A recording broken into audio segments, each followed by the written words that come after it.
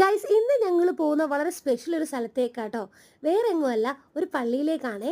എൻ്റെ ചേച്ചിയുടെ കുഞ്ഞ് ഇസുവിനെയും കൊണ്ട് ഞങ്ങൾ യൂദാസ്ലിയുടെ പള്ളിയിലേക്ക് വരണേക്കുവാട്ടോ. കുഞ്ഞിന്റെ ഫുൾ നെയിം ഇസഹാക്ക് ജൂഡ് എന്നാണേ. ജൂഡ് വേറെ എങ്ങോട്ടൊന്നും കട എടുത്തതല്ല, യൂദാസ്ലിയുടെ മധ്യസ്ഥം എടുത്തുകൊണ്ട് ഞങ്ങൾ ജൂഡ് എന്ന പേരിൻ്റെ കൂടെ ചേർത്തയാണേ. ഇവിടെ 32 പടികളുണ്ട്, ഓരോ പടിക്കും ഓരോ പ്രാർത്ഥനയുണ്ട്. ചിഞ്ചുവിൻ്റെ പ്രഗ്നൻസി കാലഘട്ടത്തിൽ ചെറിയ ചെറിയ പ്രശ്നങ്ങൾ ഉണ്ടായപ്പോൾ ഞങ്ങൾ ഇവിടെ നേർന്ന് വന്നിരുന്നേ 9 വ്യാഴാഴ്ച. പക്ഷേ എനിക്ക് ഭയങ്കര ഒരു എന്താ പറയുക, ഒരു വിശ്വാസം, ഒരു ധൈര്യമൊക്കെ കിട്ടിയത് ഇവിടെ ഞാനൊരു 9 വ്യാഴാഴ്ച കംപ്ലീറ്റ് ചെയ്തതിന് ശേഷം. അങ്ങനെ ഇവിടെ വന്ന് ഇസുവിനെ കൊണ്ടുവരാൻ നേർച്ച ഉണ്ടായിരുന്നു.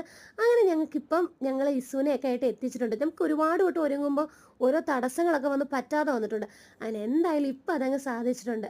അസാധ്യ കാര്യങ്ങളുടെ മധ്യസ്ഥനാണ് വിശുദ്ധ യൂദാസ്ലിയ. എന്ത് തടസ്സങ്ങളാണെങ്കിലും എന്ത് കാര്യങ്ങളായാലും ബുദ്ധിമുട്ടുള്ള കാര്യങ്ങളാണെങ്കിലും യൂദാസ്ലിയോട് പ്രാർത്ഥിച്ച് നമുക്ക് ഭയങ്കര ഒരു ആശ്വാസമാണ്.